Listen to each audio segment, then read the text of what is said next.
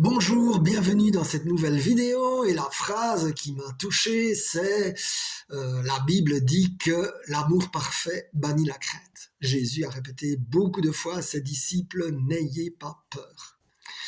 Alors évidemment la peur comme toute émotion, Dieu nous les a données pour des raisons, j'allais dire positives, c'est-à-dire que la peur nous avertit d'un danger, d'une menace et nous permet de l'éviter avec en général trois stratégies, c'est flee, fight ou freeze. Donc c'est s'enfuir, c'est soit se battre, soit freeze, on arrête tout.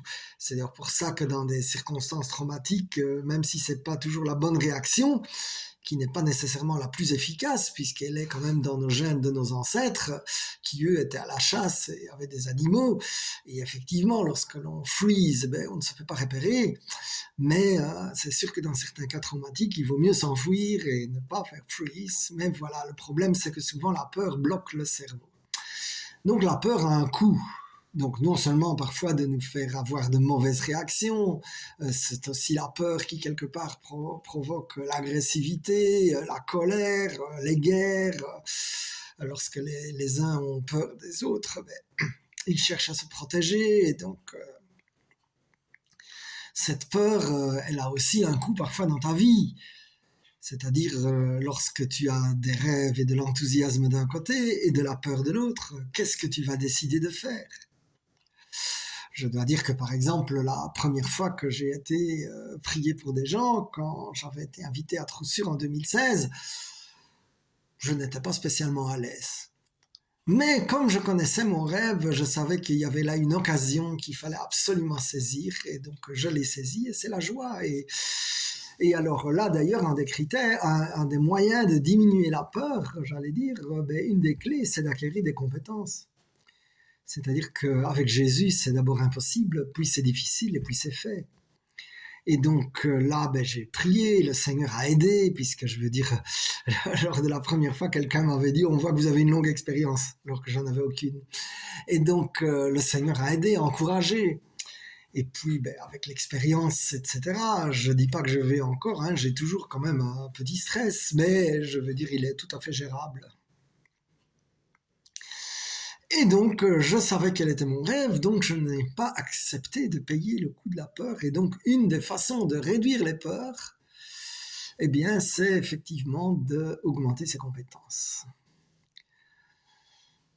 Puisque, je veux dire, l'habitude donne une espèce d'impression de sécurité. En fait, quand c'est quelque chose qu'on connaît, on se sent plus sécure, donc on a moins peur. Une deuxième clé pour réduire les peurs, d'abord, c'est de prendre conscience de ce qui se passe. C'est-à-dire, on peut avoir une peur aujourd'hui qui est réellement liée à aujourd'hui. On peut avoir une peur qui est liée à un souvenir du passé et la peur qui se répète et qui, elle, va être plutôt une peur imaginaire. Par exemple, je ne sais pas moi si, moi c'est un peu mon cas, comme j'étais tête de turc à l'école, pendant des années, j'arrivais dans un groupe avec une certaine peur. Et le problème dit, la Bible dit, ce que je crains, ce qui m'arrive, et effectivement, en arrivant à une certaine peur, ça ne m'aidait pas à m'intégrer dans les groupes. Maintenant, ça va beaucoup mieux, mais je dois quand même dire qu'il y a des fois où, quand je voyage seul comme ça, je dois vraiment me donner un coup de pied derrière et rappeler que c'est mon rêve et que le Seigneur sera avec moi et que donc je ne suis pas seul, justement. Et que donc le Seigneur, il va m'aider. Alors, ce qui a été intéressant dans un coaching, la coach nous a fait écrire 20 peurs, comme ça, celles qui viennent dans la tête. Et c'est très intéressant parce que je me suis rendu compte, après on devait les classer par selon nous quelle importance elles jouaient dans notre vie. Alors moi par exemple, ma peur c'est la peur de l'abandon et d'être seul. Ça, celle-là je la connaissais déjà bien. Mais en écrivant 20, je veux dire, évidemment les premières elles viennent toutes seules, après ça devient un peu plus compliqué. J'ai découvert qu'une de mes peurs c'était d'avoir une vie morne.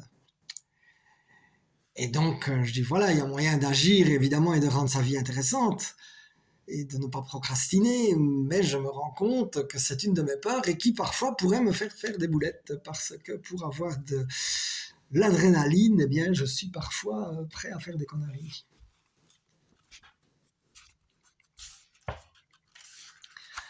Quand l'amour parfait bannit la crainte, quelque chose qui m'a quand même touché dans cette phrase, ça veut dire que la crainte est l'absence d'amour.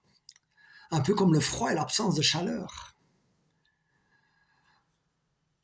Et donc, une façon pour moi, chrétien, de réduire la peur, c'est de me connecter à Jésus, qui est une source d'amour. Et aussi à mon expérience du passé, là où ça s'est bien passé. Parce que la peur peut venir d'une expérience où ça s'est mal passé. Hein, donc, comme je racontais là, avec la tête de Turc, j'ai peur, mais alors je peux aussi faire dans l'autre sens des expériences qui se sont bien passées pour réduire mes peurs. Et donc, ce que je raconte dans les coups de prière, je l'ai fait déjà, ça s'est bien passé, donc il n'y a pas de raison que ça ne se repasse pas bien. Et donc, voilà, la peur réduisant, les choses se passent mieux.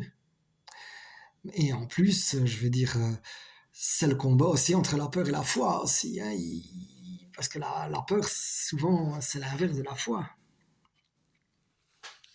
Ce qui est aussi important, je pense, c'est l'auto-empathie. C'est-à-dire que même quand tu as peur, tu as le droit d'avoir peur. C'est la vie, je veux dire, surtout qu'on est quand même éduqué dans un monde qui est plutôt anxiogène, où les gens, on a plutôt peur de tout. Hein. Il y en a plein qui vivent avec ça, hein, les assurances, etc. Je dis pas qu'il en faut pas et que c'est pas bien, mais c'est clair qu'il y a une série de choses. Je ne reparlerai pas, n'est-ce pas, du confinement, mais la peur a réussi à faire tenir les gens confinés sans grosses manifestations, finalement, tenues par la peur, quoi. Les gouvernements, d'ailleurs, ils aiment bien ça. Hein, c'est une façon de tenir les gens. Hein. Maintenant, c'est la peur du manque d'énergie. Enfin, on peut toujours en trouver une. Et donc là, je dirais, le pire n'est jamais certain. Et ça, c'est vraiment quelque chose que je me dis, le pire n'est jamais certain. Et surtout, avec le Seigneur, on sait que nous sommes bien accompagnés. Puisqu'il nous dit, même si je traverse la vallée de l'ombre de la mort, je ne crains aucun mal, car tu es avec moi et ton bâton et ta houlette me rassurent. Alors voilà, je dis comment agir, c'est aussi lorsqu'on arrive à prendre conscience et à prendre du recul, alors on peut dire qu'est-ce qu'on peut mettre comme bonne solution en place. Pas les mauvaises, évidemment. Parce que par exemple, moi, par rapport à ma peur du rejet, je me suis rendu compte que souvent, je crée moi-même les situations qui vont faire que je sois rejeté. Puisque, notamment, j'ai la peur de dire non, par peur de créer un conflit.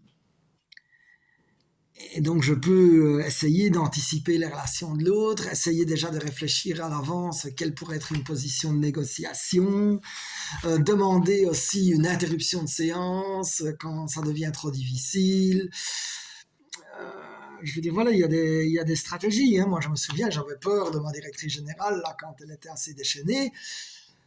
Je savais qu'elle allait me faire des attaques personnelles, par exemple sur ma communication. J'avais tout de suite, si elle m'attaque là-dessus, eh bien, je vais répondre, j'ai besoin de formation. Ok, j'ai besoin de formation. En répondant ok, je lui coupais un peu l'agressivité. Et donc, voilà, et donc finalement, j'ai obtenu en plus des formations avec ça. Et donc, je dis merci Seigneur. Alors, mon frère, ma sœur, eh bien, je prie pour que tes rêves aient plus de poids que tes peurs. Je prie pour que l'amour de Jésus dans ta vie ait plus de poids que tes peurs. Je prie pour que ta foi grandisse et qu'elle ait plus de poids que tes peurs. Et je prie in Jesus' name, lui qui a vaincu la peur, et il l'a eu, mais c'est sa réaction qui a été dans l'amour. Hein. Il a eu avant d'aller à la croix, il avait peur, puisqu'il perlait des gouttes de sang, qui est quand même un signe d'énorme stress. Mais sa réaction a été de continuer d'aimer. Alors je prie aussi pour moi-même et pour toi, mon frère, ma sœur, que notre réaction soit de plus en plus de continuer d'aimer, de regarder Jésus avec foi. Alors sois béni, in Jesus' name. Amen, amen, amen.